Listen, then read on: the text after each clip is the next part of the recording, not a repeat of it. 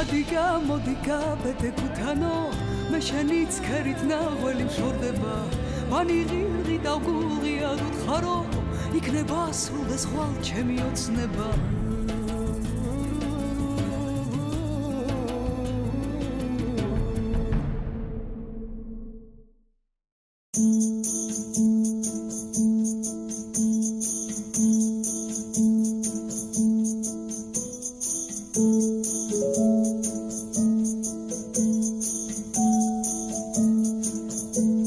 გამარჯობა, მე ნინო ბაშარული ვარ. დღეს გადაცემაში ნახავთ ორ ფერმერულ მეურნეობას, ერთი გურჯაანშია, მეორე კი გორში. ერთი ფერმერი ქალია, მეორე კი კაცი. ჩვენ დღევანდელი ინტერესის სფერო იქნება უეკლო-მაყვალი და ვნახოთ იზოლდა ქიტესაშვილის 5 წლის წინ დაწყებულმა საქმემ რა შედეგი გამოიღო.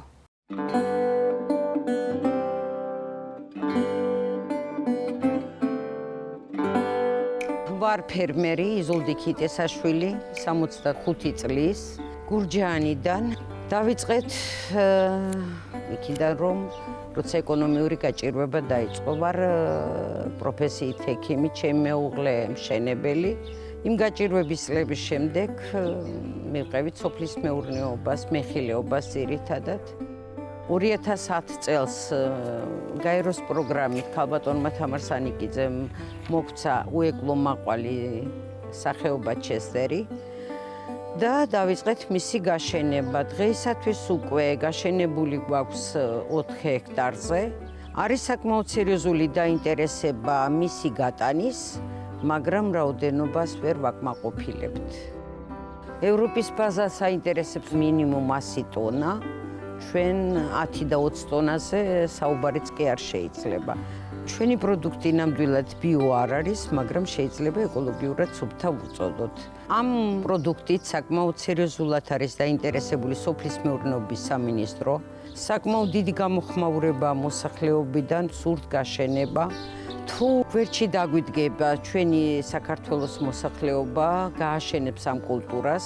ახლო მომავალში შეიქმნება გადასამუშავებელი, შეიქმნება შოკირებული მეთოდით გაყინვა და გავა ევროპის ბაზარზე. ფერმერები, რომლებიც გააშენებენ ამ კენკრას, ეს იქნება ჟოლო, მაყვალი, მარწყვი, მიიღებენ გარკვეულ შემოსავალს. აღარ დასჭირდებათ მათ სახელმწიფოსთვის ხელის გაწვდა, რომ მოგვეცით სუბსიდია და აღარც სახელმწიფოს დასჭირდება ამ პრობლემაზე ფიქრი და გადაწყვეტა. ვთვლი რომ ფერმერი თუ გლეხი წელში გაიმართება.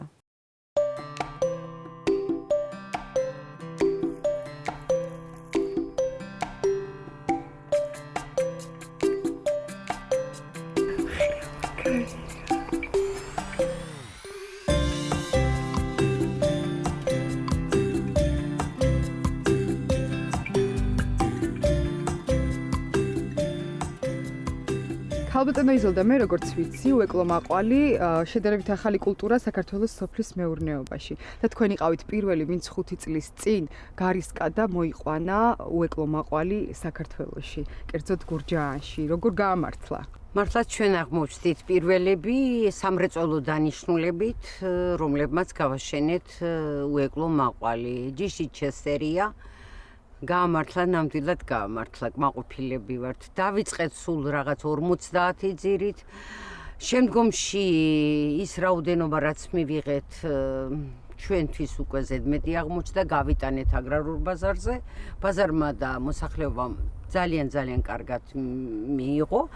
ამან განაპირობა, რომ ჩვენ ფართობი გავზარდეთ. დღეისათვის უკვე 4 ჰექტარზე გვაგაშენებული, 3 ჰექტარი სრულ მოსავალს გვაძლევს, 1 ჰექტარი პირველად მოგცემს წელს მოსავალს. თვითღირებულება დაახლოებით მე დაანგარიშებული მაქვს ყველაფერი, ყველა გაწეული ხარჯები, რა არის, ჯდება ლარ-ნახევარი. და გასაყიდი ფასი გვაქვს 3 ლარი. ამაზე ნაკლებად არ გაგვიყიდა. 100%-იანი მოგება გაქვს. პირველად 5 ლარათაც ვყიდეთ, 4 ლარათაც ვყიდეთ, დღეისათვის 3 ლარად ვყიდით, ასე რომ 100%-იან მოგებას გვიტოვებს. პირველ ეტაპზე ნამდვილად არ შეგვიმჩნევია რაიმე დაავადება. დღესაც ყველა ფოთოლი ჯანმრთელია მიუხედავად აი ასეთი ჭარბი წვიმებისა, მაგრამ ნაყოფმა ვერ გაუძლო ამ ჭარბ წვიმებს და ფაქტიურად გვილპება, ვერც ვკრებთ მომწიფებულ ნაყოფს და ამან გარკვეული ზარალიც მოგვაყენა. და რა აგროტექნიკურ სამუშაოებს ატარებთ ხოლმე? აგროტექნიკური სამუშაოებიდან გასვლა სჭირდება ნიადაგის დამუშავება, მას ვისაც შეხება აქვს ნიადაგთან, იცის რომ აუცილებელია ნიადაგის დამუშავება. ეხლა რა მინდა ვთქვა, მათ ვინც გააშენებს ამ მაყვალს, ის ჩვენი გამოცდილება, რომელიც ამ წლების მანძილზე მივიღეთ, ყველას ნამდვილად ვუზიარებ. ვეუბნები რომ აი ასე უნდა გაშენდეს, ასე უკეთესია. ჩვენ ბევრი სირთულეები გავიარეთ, პირველად არასწორად გავაშენეთ. ის რიგებს შორის მანძილი 2 მეტრად ვსადეთ, 1.80 მეტრიც, მაგრამ ყველაზე უკეთესი აღმოჩნდა 3 მეტრი. მეტი ჰაერაცია არის, უკვე რაც აღარ ქმნის შემდგომ პრობლემას. აქედან გამომდინარე, ვინც იქნება მსურველი, ჩვენ ყველას გაუზიარებთ ჩვენს გამოცდილებას. რითი განსხვავდება ეკლიანი მაყვლისგან უეკლო? ჯერ ერთი რომ თვითონ არ აქვს ეკალი, ეს შესაძლებლობას გვაძლევს რომ სამრეწველო დანიშნულებით გავაშენოთ.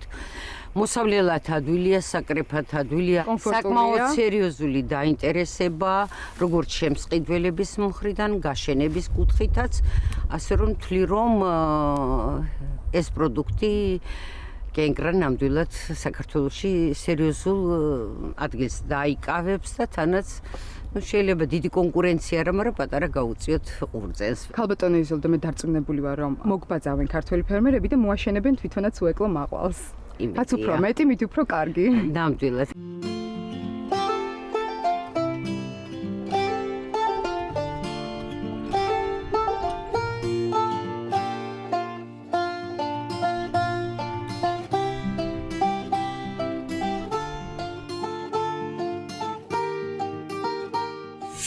ჩემთან ერთად ალბათ თქვენს დარწმუნდით, რომ ქალსაც კარგად შეუძლია გახდეს წარმატებული ფერმერი. მთავარი საქმის ცოდნა და მონდომებაა. ახლა კი გურჯაანიდან მთელი გადამღებით ჯგუფი მივემგზავრებით გორისკენ.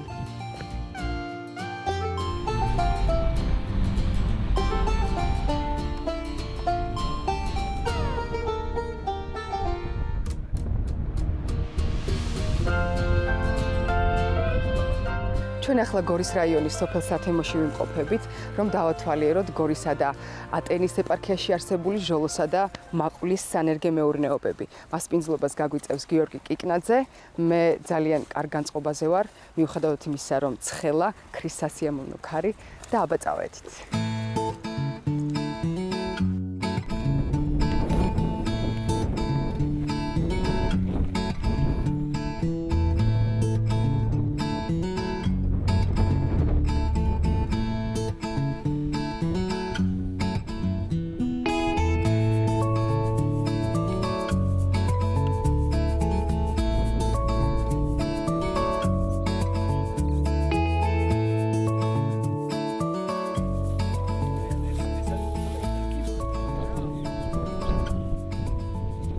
გიორგი, გორის რაიონში თქვენ აღმოჩნდით პირველი, ვინც დაინტერესდით უეკლო მაყვლით და ჟოლოთი. რამდენ ჰექტარზეა გაშენებული და საერთოდ რა კენკროვანი კულტურები გაქვთ? 2012 წელს USAID-ის პროგრამით მოხდა დახმარება და დავიწყეთ ამ მაყვლის და ჟოლოს გაშენება. ჟოლოს ნერგები გვაქვს 5 სახეობის. ეს არის ნოვა, კაროლინა, ჟოზეფინა, ჟაკლინი და კილარნე. და მაყვლისა გვაქვს 2, ჩესტერი და ტრიპკო. 5-ვე სახეობის ჟოლოს ნერგი რემონტატული ჯიშები, ეს სულ მოიარობა, ამას სულ ისხავს. გექტარზე დაახლოებით 10 ტონამდე ისხავს. 1 ჰექტარზე? კი, 1 ჰექტარზე 10-დან 12 ტონამდე ისხავს ჟოლო. შარშან 20 მიასეთში მივიღეთ 3 ტონა მაყვალი. მე მქონდა იმედი, რომ ამაზე ძალიან დიდი მოთხოვნა იქნებოდა. და მართლაც რომ გაამართლა. დარწმუნებული ვიყავი, რომ მაყვალი იყო ახალი ხილი, ახალი კენკროვანი, რომელიც არ იყო ბაზარზე იმდენად შემოსული, ყველა მისდევს უმეტესობა ჟოლოს. და არის მოთხოვნა იყო ჟოლოზე. მაყვალზე თავიდან იყო მოთხოვნა? თავიდან არ იყო მოთხოვნა მაყვალზე, მხოლოდ ეს რო შევიტანე მე ქსელში, თბილისში შევიტანე ეს ქსელში, იმის მერე წამოვიდა უკვე დიდი მოთხოვნა და იმის მერე იყო მეტი დაინტერესება და ამიტომ თავიდან ეჭვი არ შეგეპარათ, შეიძლება არ გაამართლოს. არ შემეპარა, იმიტომ რომ ვიცოდი, რომ ეს ამაზე ძალიან დიდი მოთხოვნა იქნებოდა. ეხლა უკვე კიდევ ვაპირებთ ახალი ბაღების გაშენებას, დაახლოებით 3-დან 4 ჰექტარამდე. ევროპაც ითხოვს უკვე მოაყვალს. და გვინდა რომ ევროპას მივაწოდოთ უკვე მაყვალი. ამიტომ უნდა გავფართოვდეთ, რომ ის ევროპა ითხოვს დაახლოებით 50-დან 100 ტონამდე მაყვალს. ამიტომ ჩვენ დაახლოებით 20-25 ტონამდე ავალთ ამ 2 წელიწადში. აი ესეთი მსმოიარობა აქვს მაყვალს, დაახლოებით ერთი ძირი მაყვალი ისხავს 8-დან 10 კილომდე. გიორგი, ამ საქმის აწყობაში ვინ დაგეხმარათ? USAID-ის პროგრამით მოხდა ამ ბაღის გაშენება. ერთი წლის განმავლობაში USAID-მა ყველანაირი პირობა იყო, რომ თავისი აგრონომებით, თავისი ამ ბაღის გაშენებით მოვლით დაგვეხმარნენ. იმედად გაგვიწეს კონსულტაციები, რომ თქვათ ეს როგორ უნდა გაგვეშინებინა და ერთი წლის მერე რომ ეს რომ გავაკეთეთ უკვე და ნახეთ უკვე როგორ კეთდება, ერთი წლის მერე უკვე ყველაფერს უკვე ჩვენ ვაკეთებთ იმის მერე. იმათმა გვასწავლეს ყველა ნიუანსი, თქვათ როგორ ირგვება, როგორ უნდა გავაშენოთ, როგორ უნდა იყოს დაშორება რიგთა შორის, გასხლა. აი, წეგან ახსენე, რიგთა შორის რა მანძილი უნდა იყოს? რიგთა შორის მანძილი მაყვლებში უნდა იყოს 2 მეტრა, 2 მეტრა ნახევარი. ერგიდან ერგამდე დაშორება უნდა იყოს 1.20 მეტრა ნახევარი, იმიტომ რომ ეს მაყვალი უკვე როცა იზრდება ეს უნდა გავშალოთ უკვე შპალზე. პირველ წელს ხდება მიწის დამუშავება, ხდება მიწის მოხსნა, მე ამის დაფრეზვა და უკვე შემოდგომაზე ირგვება უკვე ეს ენერგი. შემოდგომაზე რატომ არის კარგი დარგვა, იცით რომ მთელი სეზონი უკვე ზამთრის სეზონი უკვე ამან უკვე მიწაში გაიარა, ამან უკვე გაუძლო ყველანაირ სიცივეს, წვიმას და უკვე გაზაფხულისთვის უკვე ხო უკვე ეს ენერგი უკვე გაძლიერებულია და უკვე მყარათა დგას. ფესვიც გამაგდა და უკვე ენერგიც უკვე ძლიერად არის. მე-4 წლის ბაღია, ეთყობა უკვე ეს გასული, დახუნძლული, გაზრდილი და ველოდებით უკვე წელს მოსავალს. გიორგი, მაინტერესებს უეკლო მაყვალი რითი განსხვავდება ეკლიანისგან, რომ ეს მაყურებელმაც გაიგოს. უეკლო მაყვალი ეკლიანისგან იმით განსხვავდება, რომ მსმოიარობით ეს ძალიან ბევრს ისხავს. თვითონ ერთი ცალი ნაყოფი ამ უეკლო მაყვალის დაახლოებით არის 10-დან 12 გრამამდე. ისეთი მსხვილი არის. მსხვილი ნაყოფია, კი. თან ახლა იმიტომ არის სასარგებლო, რომ ჩვენ არანაირ შხამქიმიკატებს არ ხმარობთ ამის მოყვანა გაზდაში. ვცდილობთ, რომ ესეთი რაღაც სასუქებით არ გავაჯეროთ. ამ კენკროვანი კულტურების გარდა კიდევ გავს პლანტაციები. როგორც მოგეხსენებთ, ახლა გორში ვარ და გორელი ხალხი ვარ და ჩვენ ვაშლის ბაღები გვაქვს, რა თქმა უნდა, იმიტომ რომ ვაშლი გორი და ვაშლის გარეშე არ შეიძლება. ასე რომ ვაშლის ბაღებიც გვაქვს და გვაქვს ასევე კიდევ მარწყვის. ამათ რეალიზაციას აკეთებ? ამათ რეალიზაციას ყველაფერს ვაკეთებ, კი, ყველაფერი ხდება უფრო თბილისის სუპერმარკეტებში. გიორგი, სუპერმარკეტებშიც და ბაზარშიც უკვე ჭარბად შემოვიდა მაყვალიც და ჟოლოც. მე მინდა რომ ვიყიდო ქართული მაყვალი და ქართული ჟოლო და როგორ განვასხვავო? როცა უკვე ხდება ამის დაფასება კონტეინერებში, სპეციალურ კონტეინერებში, ხო, ზედ უკვე აქვს გაკეთებული წარწერა, რომ ეს არის დამზადებული საქართველოში და არის მოყვანილი საქართველოში და არის ბიოლოგიურად სუფთა პროდუქტი. ბატონო, შევიძინოთ ქართული მაყვალი და ჟოლო. გიორგი, ამწვეთოვანი მილების საშუალებით ირწყვება, ხო, ბუჩქები? კი, ამწვეთოვანი მილების საშუალებით ირწყვება ეს მაყვალი. გაშენების დროს საჭიროა რომ იმ წელსვე გავაკეთოთ ეს წვეთოვანი, იმიტომ რომ წყალი საჭიროა მაყვლისთვის. დაახლოებით კვირაში 3-ჯერ 4-ჯერ ვწყავთ. ამ ზაფხულს მხოლოდ 3-ჯერ იყო კვირაში. კი, ეხლა ხონს შეიძლება თელი დღის განმავლობაში დავტოვოთ. ეხლა აქ არ შეიძლება ბევრი წყალიც, იმიტომ ამას შეიძლება მე სხვა რაღაცა დააზიანოს, ასინდამბლეში გადაიყვანოს, ან ნაყოფი დაარბილოს. ამიტომ აქ საათებით არის გათვლილი, რომ აი ბევრი წყალი არ წყვეტს. კი, არ ბევრი წყალი არ უყვარს. კახეთში პრაქტიკულად მოსავსაღებო უკვე მორჩენილია, ჩვენთან უკვე იწყება აგვისტოში და გაგრძელდება სექტემბრის ბოლომდე. მე მინდა ბოლო შეკითხვა დაგისვათ, რას ურჩევდით დამწყებ ფერმერებს? დამწყებ ფერმერებს ყველას ურჩევდი, რომ რაც შეიძლება მალე გააშენონ მაყვლის და ჟოლოს ბაღები. არინანებენ, პირველ რიგში მართლა არინანებენ. გექტარზე დაახლოებით უნდა მივიღოთ 20 ტონა მაყვალი. 1 კილო მაყვალის მინიმუმ სამლარშიც რო ჩავაბაროთ, გამოდის რომ უკვე მე-3 წელს 60,000 ლარი არის უკვე 1 გექტარზე მაყვალი. ამას დიდი არ სჭირდება დიდი მოლაპატრონობა და ამ შემთხვევაში გათვლებით და ყველანაირად დათვლით ყველა თხილსაც, კაკალსაც და ყველა ხილს და კენკროვანს უსწრებს გაყიდვით და შემოსავლით. გიორგი, ძალიან დიდი მადლობა მინდა გადაგიხადო მასპინძლობისთვის. მე მართლა ჩამიჯდა ჭკუაში მაყვლის მოშენება, უეკლო მაყვლის მოშენება, იმიტომ რომ ძალიან ადვილი მოსავლელია. და შენ კიდევ შემდეგ წლებში გქონდა სათიმდენი მოსავალი ჩემო კარგო. დიდი მადლობა თქვენს, რომ ჩამობრძანდით და გადაიღეთ ჩვენი სანაკე მეურნეობა.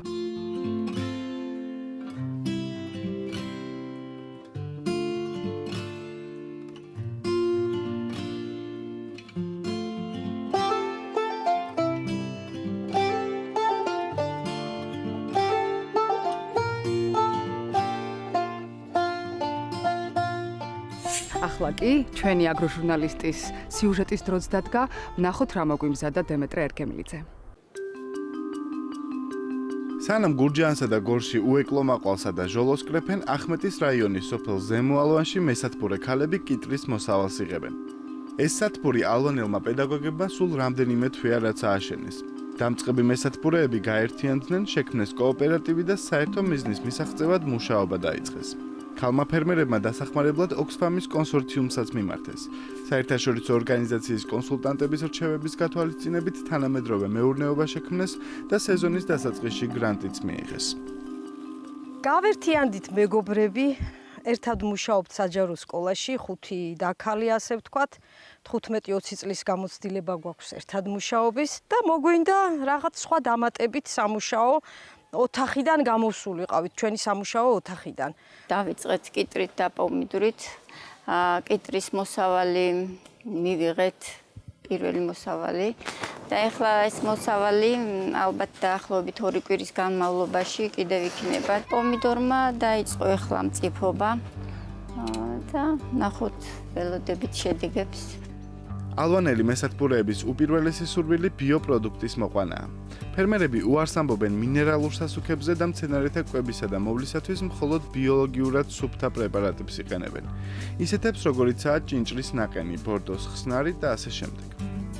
მე ვარ მრავალშვილიანი დედა, მყავს 5 ქალიშვილი, 5 შვილიშვილი მყავს და მინდოდა გაზელიყო ამ ნატურალური პროდუქტით ჩავერთე ჩემ დაქალებთან ერთად კოოპერატივის შექმნის პროგრამაში. ელკანასთან ერთად განვახორციელეთ ეს ყველაფერი, დავწერეთ ბიზნეს გეგმა. თავიდან არ გვეგონა, მაგრამ გაგვიმართლა. ჩვენი იდეა თავიდანვე ეს იყო ბიოპროდუქცია, რადგან ისედაც ამ რეალურ სამყაროში ყველაფერი გვაქვს. პესტიციდებით, აიმით, აირი, მოწამლული წყალი და ბინძურებული და გვინდოდა ეს საკვები პროდუქტი მაინც ყოფილიყო ბიო. მომხმარებელი ადგილობრივი მოსახლეობაა და 1-2 სოფელი გვერდზე მეზობელი სოფლები გვიცნობენ, ანუ სჯერათ რომ ეს არის ბიო, არაფრის დამტკიცება არ გვჭირდება. დღემდე ჩვენი მეგობრები, ჩვენი თანასოფლელები ყიდულობენ ჩვენს პროდუქციას. ჩვენი გადაღების პარალელურად სოფელ ზემო ალვანს პარლამენტის აგრარული კომიტეტის თავმჯდომარე გელა სამხარაულიც ესტუმრა. როგორც გავარკვიეთ, ის ადგილობრივი მოსახლეობისგან წინადადებებსა და პრობლემებს ისმენდა. ქალმესათბურეებთან შეხვედრის შემდეგ მან აღნიშნა, რომ ბიოპროდუქციის წარმოება საქართველოსთვის მნიშვნელოვანია, რადგან ეს არის ნიშა, რომლის დაკავებაც მცირემიწიან ქვეყანას მსოფლიო ბაზარზე შეუძლია. საქართველოს, როგორც იცით, არის მცირემიწიანი ქვეყანა. ჩვენი მომავალი მე ვფიქრობ, რომ არის მცირე რაოდენობის, მაგრამ მაღალი ხარისხის პროდუქციის წარმოება. სოფლიოში, განსაკუთრებით ევროკავშირის ბაზარზე მზარდია ბიოპროდუქტებზე მოთხოვნა და მე მიმაჩნია, რომ ბიო წარმოებით ჩვენ შეგვიძლია კონკრეტული ნიშა დავიკავოთ ევროკავშირის ბაზარზე. აგრარული კომიტეტის თავმჯდომარეს ფერმერთა გაერთიანებაზეც ვკითხეთ. ჩვენ დავინტერესდით თუ რა შედეგი მოუტანა ქართულ სოფლის მეურნეობასა და რიგით ფერმერებს კოოპერატივების შექმნა. მოგვეცა საშუალება, რომ კოოპერატივების მეშვეობით დანაწევრებული მიწების კონსოლიდაცია მოვახდინოთ. ასევე მნიშვნელოვანია, რომ ის ცოდნა, გამოცდილება, ფინანსური რესურსები შეიკრიბოს ერთი კოოპერატივის ქვეშ და შესაბამისად უფრო ნაკლები დანახარჯებით მოხდეს უკვე სოფლის მეურნეობის განვითარება და წარმოება. ქალ ფერმერთა კოოპერატივის წევრები უკვე პომიდურის დამწიფებას ელოდებიან. თუმცა სანამ მოსავალი იქნებოდა, იყო რამდენიმე თვიანი შრომა თანადაფინანსების მოსაპოვებლად. მათ ერთდროულად უწევდათ სკოლაში მუშაობა, ბიზნეს გეგმის წერა და ოჯახის წევრებისათვის იმის მტკიცება, რომ სულ მალე ეს მეურნეობა წარმატებას მოიტანდა. გრანტის შესახებ ინფორმაცია იყო ინტერნეტში. მუშაობდით, იყო შეხვედრები ელკანასთან, ინფორმაციებს ვიღებდით, ტრენინგები გავიარეთ, გვასწავლეს, როგორ უნდა დაწერილიყო ბიზნეს გეგმა. 4-5 საათამდე ვიჯექით, ღამე 9 საათზე ვიკრიბებოდით და ამ ბიზნეს გეგმის წერით და არ გამოგივა, თანაც ძალიან ძნელია ბიოპროდუქტის მიღება, ხო გვესმის აქედან იქიდან და ეხლა კმაყოფილები ხელს გვიწყობენ, როცა რამე გაფუჭდება, დახმარება გვინდა, სულ ჩვენ გვერდით დგანან, ბავშვებსაც, შვილებსაც უხარია. ერთ წელიწადში მივაღწიეთ იმას, რომ გაყიდვებიც გვაქვს, მცირედი მოსავალია, მაგრამ ნატურალურია და ბაზარი ითხოვს მოთხოვნა არის პროდუქტს ვერ ვაწვდით ნამდვილად. ვცდილობთ რომ გავფართოვდეთ, სოფელსაც გავწდებით ალბათ და მოვიძიებთ ბაზარს რომ თბილისამდე ჩავიდეთ.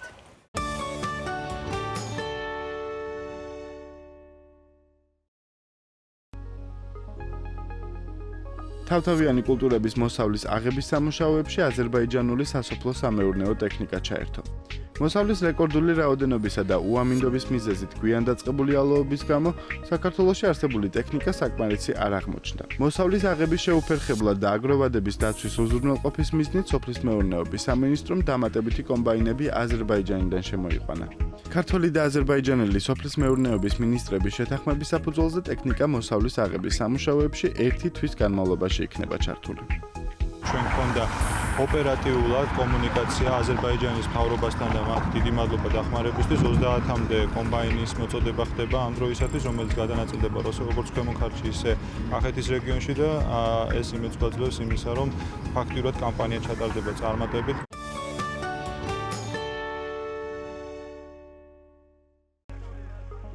სამცხე-ჯავახეთში დაავადება თურქული საწინააღმდეგო საერთაშორისო სწავლებები მიმდინარეობს. პროგრამაში სურსათის ეროვნული სააგენტოს ვეტერინარებთან ერთად სომხეთის, აზერბაიჯანის, ირანის, რუსეთის სპეციალისტები, საერთაშორისო ექსპერტები და ტრენერები მონაწილეობენ. თურქულის წინააღმდეგ ვაქცინაციის სახელმწიფო პროგრამაცაა მიმართული. ის წელიწადში 2-ჯერ ტარდება. მიმდინარე წლის 6 თვის მონაცემით თურქულის საწინააღმდეგო დაცლილია 1,200,000-მდე სულიწვრილფეხა და მსხვილფეხა პირუტყვი. მიმდინარეობს სიმულაციური სავარჯიშო ფერმაში, როდესაც ფერმერის გამოკითხვა ხდება ჩვენი სპეციალისტების და ასევე ჩვენი კოლეგების მიერ, რათა დადგინდეს არარსებული, რა თქმა უნდა, გამოგონილი დაავადების აფეთქების წარმომავლობა. რა თქმა უნდა, ეს უმნიშვნელოვანესია დაავადება ბრძოლის კუთხით. ანუ როგორც ჩვენ, ასევე ჩვენი კოლეგები ვემზადებით წინასწარ, რომ რაღაც დაავადების არსებობის შემთხვევაში ჩვენ დროულად მივიდეთ ადგილზე, მოვახდინოთ ლოკალიზაცია ამ დაავადების და დაავადებამ გავრცელება ვერ პოვოს.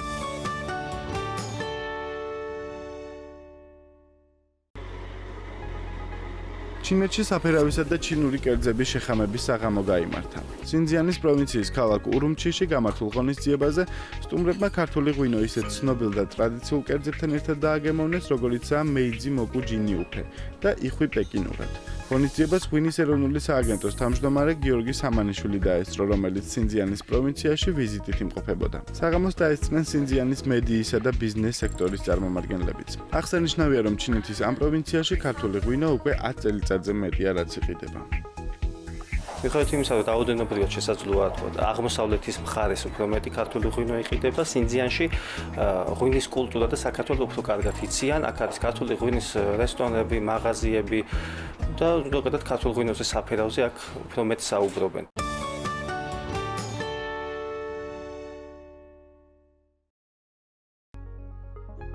კენკროვანი კულტურები. კენკროვანები მრავლდება როგორც თესლით, ასევე ვეგეტატიურად. თესლით გამრავლებას მიმართავენ სელექციის მეთოდისათვის, ხოლო სამრეწველო ბაღებს აშენებენ ვეგეტატიურად ნამრავლი ნერგით, კალმით, ფესვის ამონაყრებით, გადაწვენით, ბუჩქის დაყოფით და წყალით. ამ დროს მცენარე უცვლელად ინარჩუნებს ჯიშის დამახასიათებელ ნიშნებს. ბაღების გაშენების დროს უნდა გავითვალისწინოთ შემდეგი. ნიადაგის სწორად შერჩევა და მომზადება, კლიმატური პირობები, ჯიშების შერჩევა, ქარების სიძლიერე და მათი საწინააღმდეგო ღონისძიებები, დარგვის წესების გათვალისწინება, ბაღის გაშენება, რგვის ვადები, რწყვა, მცენარეთა დაცვა მავნებელი დაავადებებისაგან. კენკროვანები თხოულობს თბილ და ტენიან ადგილმდებარეობას. მაგალითად, მარწყვი ხარობს და იზრდება როგორც სწორ ვაკე, ისე მცირე 5-7 გრადუსის დაქანების ფერდობებზე. საუკეთესო ექსპოზიციად ითვლება სამხრეთ-დასავლეთის და სამხრეთ-აღმოსავლეთის ფერდობები. მარწყვი მიეკუთვნება ისეთ მცენარეთა ჯგუფს, რომლის დარგვა შესაძლებელია თითქმის მთელი სავეგეტაციო პერიოდის განმავლობაში. მარწყვის ფესვების ზრდა იწყება, როდესაც ნიადაგის 20 სანტიმეტრის სიღრმის ფენაში ტემპერატურა არის 5-7 გრადუსი ცელსიუსი. მარწყვის წარმოებისათვის აუცილებელია თანამედროვე ტექნოლოგიის გამოყენება. წვეთოვანი სისტემის დამონტაჟება შემაღლებულ კვლებზე მულჩის ქვეშ, მორწყვა წვეთოვანი გზით, თანამედროვე ახალი რეზისტენტური ჯიშების გაშენება, 65,000 მცენარე ჰექტარ ფართობზე, მოსავლიანობა 9-10 ტონა. ჟოლოსთვის საუკეთესოა ჩრდილოეთის, ჩრდილო-აღმოსავლეთის, ჩრდილო-დასავლეთის დაქანებები, რადგან სამხრეთის ფერდობებზე იგი სიცხისა და გვალვისაგან ზიანდება. ჟოლო უნდა დაირგას გვიან შემოდგომაზე ან ადრე გაზაფხულზე. გაშენების სქემა ასეთია. მცენარეებს შორის მანძილი 70 სანტიმეტრი, ხოლო რიგებს შორის 2 მეტრი. ნერგის დარგვისას კეთდება 40 სანტიმეტრის სიღრმის და 50 სანტიმეტრის სიგანის კვალი, ტრანშე. ჟოლოს ტოტები საკმაოდ სუსტია და ნაყოფი სიმძიმით ადვილად იზნიქება. ამიტომ ჟოლოს პლანტაციის გაშენებისას აუცილებელია საყრდენი ორმაგი მავთულით ან შპალერული სისტემის გამოყენება. სამეურნეო კომერციული მიზნებისათვის ძირითადი მნიშვნელობა ჟოლოს პერსპექტიულ ჯიშებს ენიჭება, რადგან მასზე ფასი სტაბილურად მაღალია და წმინდა გაანგარიშებით საშუალო მოსავლიანობის 8 ტონა ჰექტარზე პირობებში 12,000-15,000 ლარს შეადგენს. ამიტომ ჟოლოს ფართობები ყოველწლიურად 1-2-რად იზრდება. მოცვის კულტურა მაქსიმალურ მოსავალს იძლევა მჟავე ნიადაგებზე. ნაკლებ მომთხოვნია ველური ფორმა სინათლისა და ტენის მიმართ. იტანს 20-25 გრადუს ყინვას. ნერგის გამოყვანა გამრავლება ხდება უჯრედის კულტურის წესით, სინჯარაში ლაბორატორიულ პირობებში. ლურჯი მოცვის მაღალი მოსავლის მისაღებად ნიადაგის მჟავეანობა pH-ში უნდა იყოს 4-დან 0, 5-დან 0. ნაკვეთი კარგად დრენაჟირებული, გაფხვიერებული, განათებული და ტენით უზრუნველყოფილი. სასურველია მულჩირება და წვეთოვანი მორწყვის სისტემის მოწყობა. მისი გაშენება როგორც წესი ხდება სფერულ კვლებზე, მცენარეებს შორის მანძილი 1,2 მეტრი, ხოლო რიგთა შორის 3 მეტრი. ასეთი კვების არის გათვალისწინებით 1 ჰექტარზე საჭიროა 2800 ძირი. აი ესე დასრულდა ერთი დღე ფერმაში. ალბათ ჩემთან ერთად თქვენს დარწმუნდით, რომ როგორც კაცს, ისე ქალსაც შეუძლია საკუთარი მეურნეობის კარგად წარმართვა. თქვენ კი უყურეთ ყოველ კვირას ფერმას, უსმინეთ რადიო ერზე სოფლის დილას და მიიღეთ საჭირო ინფორმაცია.